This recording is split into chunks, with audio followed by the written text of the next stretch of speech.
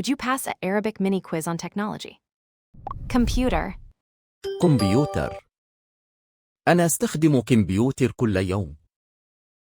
Internet. إنترنت. أحتاج إلى الإنترنت للعمل. Phone. هاتف. هاتفي جديد وسريع. Email. بريد إلكتروني. أرسلت لك بريداً إلكترونياً. Charger. شاحن. أحتاج إلى شاحن لهاتفي.